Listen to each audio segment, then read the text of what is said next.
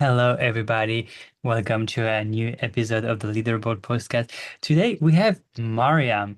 Mariam is a special guest because usually I was asking question on how to be a synthesizer within the community, but Mariam had her first paying client, and I felt like this is the time for the podcast to transition into understanding what it takes to get a client, how it feels. So, Mariam, do you want to introduce yourself, tell us what you do, and then we'll talk about your new client? First, so what I do is I help people to lose weight without the diets. And I joined Synthesizer, I don't know, like 3 months ago. So this is when I actively started working on this program to provide the help I think I needed when I started my weight loss journey. Mhm. Since I couldn't find it, I was like, I have to make it. Let's see how beneficial it will be. Um, Amazing. So you had your own journey and you found there was some stuff that were missing for your own profile, and you decided to create a program for people like you. And 3 months ago, you joined Synthesizer. You started creating this program. And what happened then? You did the follow the roadmap, I guess. You uh, networked, you met people, and tell me a little bit, yeah, what was the process? so process went exactly like that, but with a lot of ups and downs because in the beginning, like everybody starts, I don't have any background in business. I've never created anything by myself, and now I had to start something from the scratch, which was a very interesting experience because I thought I had to learn everything at the same time. I need to know how to have community, how to help people, how to have sales, like everything at the same time. And it was so time consuming. I thought I was always behind. Then I joined the synthesizer and found out there is a map which I can just follow one step at a time. And it took away the overwhelm I was feeling. Then started following the steps, which made process very, very easy. And I think it was one of the reasons why I got to my client in just 3, 4 months of the process because I had this direction, which is very difficult to get where you are a newbie because you listen to everybody around you and all of them have their experience, which is a little bit different. Mm. Well, So, this is very beautiful. I want to congratulate you for making this leap forward that you didn't have any experience before, like you just decided to go full in, and that's like a huge amount of courage, like people like myself, I've have experience in business since 17, and when I see you, I see someone who really believe in what you're doing because you're like, oh, this is something valuable and people deserve to receive it. And you really go and share that and just, like not knowing what to do, you follow the roadmap and there's people who they say, no, do this and do that. And, like when you're beginner, when you don't know what to do, it's very easy to listen to someone who pretends to know and like, oh, maybe that person knows, and you just go off track very easily. So I want to say congratulations to staying true to the path and to getting there. So was there a moment where you had case study maybe, or you were like helping people, but you were like asking yourself, when is the client coming? Like I'm doing all of the things, but no one's paying me right now. Like what am I doing wrong? Was there a moment like this for you? yes, there definitely was. I think the one of the reasons I created this challenge in the community, in the synthesizer community, to get paid client in 12 weeks. And Hmm. I think I made that decision to publicly keep myself accountable because I was tired of not seeing any progress. But also, there was this part where I knew I wasn't doing enough work to get to that. So I thought if more people will know, I will be more pushed to do it. And it helped, but not the ways I thought it would be, because the moment I posted, everybody just texted me with the support of like, you should check this out. I will tell my clients if there is something, like I will send you the list of emails. Like they were so ready to help. That's what I didn't expect it. And I'm just very impatient. So like I need to get to the client now because I need to I have personal goal by end of this year. So I need to have a system for my business by end of 2025. And if I do achieve it, then I have reward for myself. If I won't achieve it, I have punishment for myself. And it's 5 months left by that time. And I was like, I need to take action right now. So that was the pushing point. But I knew that not enough people know about me. So I was okay with that part of being more active, more consistent on the outreach, but I still needed to have this clear goal of getting the client because the goal was very broad. So my patient disappeared. My patients disappeared. So I was like, I have to start working on it right now. And it worked. So I'm pretty happy for that one. I just love the way you throw yourself into the water here. It's just, like you decided to make that challenge to be have paid clients in 12 weeks. And that created massive accountability. I've noticed also for myself when you tell yourself in your mind, oh, I want to have this goal by the end of the month, but when you just go and you shout it loud, you're like, okay, guys, if I'm not doing this, I'm gonna look stupid because I decided to look stupid, So that really creates something, and it's beautiful, to see that the community, the synthesizer community, really is supportive and people sending you DMs and saying, "Hey, we're gonna help you." And it's very fun because yesterday I also did that. I decided that by the end of the month I'm gonna leave the place I'm living in, and I have no choice. But I have 3 weeks, and by the time this is gonna be online, I probably will be gone already. But I'm like, I have 3 weeks, and I don't have the choice because I already said I'm leaving, and I have to do full time. So it really gives you a different perspective of like, oh, when you don't have the time, you have to do the things that work. You Yeah. cannot, like it's so easy to go in the community and start talking to people here and there and say, "Hey, what you doing?" Oh, blah blah blah, and having this long conversation that they don't go anywhere. But when you put yourself, so what was that moment that you were helping people and you had that click? I was like, oh, that's what I have to do to get a client, paying clients. Did you do something special? Did you do something different in your outreach, in your way of communicating that really made these people believe in you?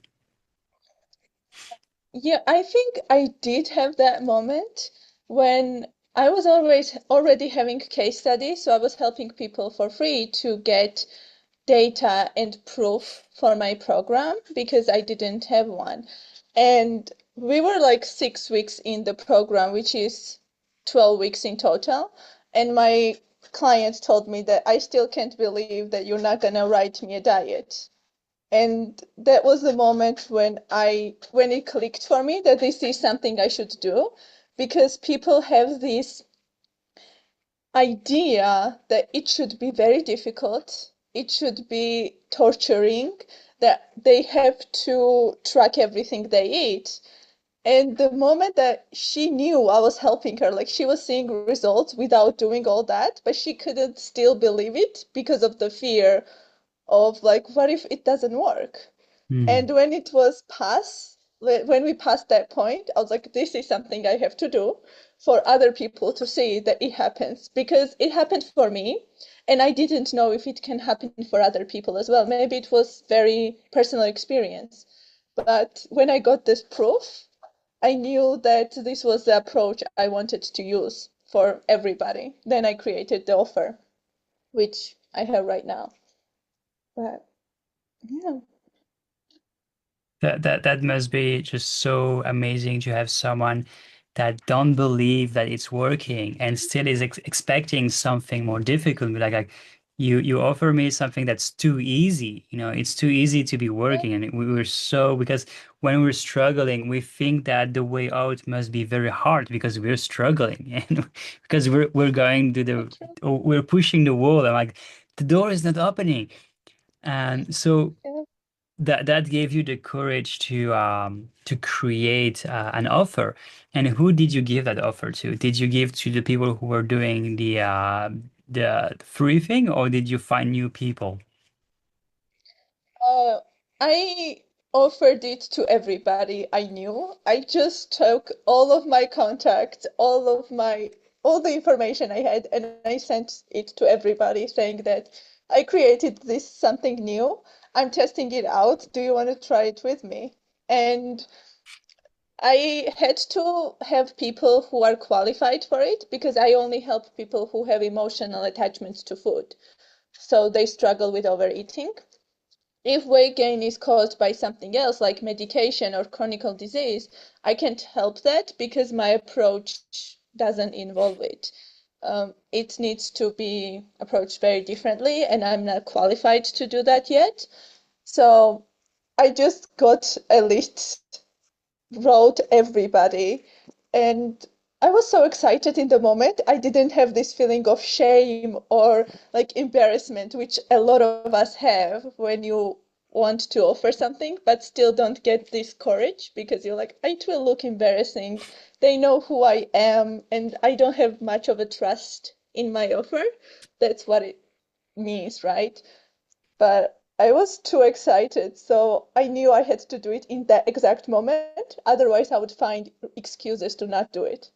So I did it immediately. I sent it to around 300 people, and only three replied. But I was so happy still. So they became my case studies afterwards. But yeah. Well, that's amazing. It really seems, like when you have something that you know works and it's very specific, and you know that the people who are, you have no shame into giving to them. It's like the Cinderella shoe, it's a unique thing for these unique people. It's gonna fit them. They're gonna put it like a glove, and they're gonna be like, oh my God, it feels good, and that's what happened there. These people, they have a specific problem, and you have a specific solution for their problem. So, and it's working, like this fear of like, is it working or not? You just remove it because you saw other people do it, and that's beautiful. So now that you have done this, what is the next step for you? Well, next step will be for this business to replace my day job because that was the commitment I gave myself that 2025 will be a year when I will try to have my own business. And if I can create something, or if somebody will be willing to pay me for my services, then this is something I will do for long term. And it's also a topic I'm very passionate about. And my job will not allow me to work only on that one.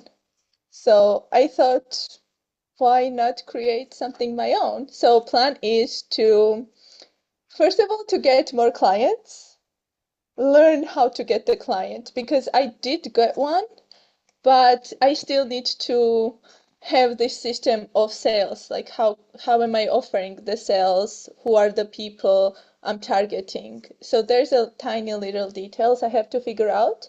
But measurable plan is to have 10 paid clients by end of this year. Let's see. This is amazing. It feels like, like there is still some things that are like kind of blurry in your vision, but the initial need of like proof is there, and it feels Yeah. like you're ready to get there, to really get all of the clients, and probably easily, like by word of mouth already people will start coming to you. um so what do you feel like is the most important part of the roadmap that you've done so far that really stand out within your journey, and that you felt like, oh, without that part of the roadmap, I wouldn't have that certainty, I wouldn't have that trust. Mhm. Oh, that's interesting. I think from um, like something that was very difficult for me to do was to follow only one source, which is one of the first steps you have to do when you start working on the roadmap. It tells you to follow one source and take off everything else that you have. Like unfollow everybody, stop watching their videos, stop reading other type of books, just follow one source. And it showed me how much work I was doing just to spend time on something I'm building, and it was not giving me any results. I was lying to myself that I do work, when in reality, I'm not doing anything. It just feels like work. And when that one source stripped away all the other things, I realized, oh, I'm not doing enough. I'm always so busy, but turns out I'm not doing enough because my focus is on 10 different things at the same time. So none of them has high quality. And it helped me get higher quality for everything that I do. And even though I passed that step already, I still do that for everything. I go one step at a time, which is very logical and basic, right? But we think that we already have that figured out. Turns out I didn't. So I figured out now.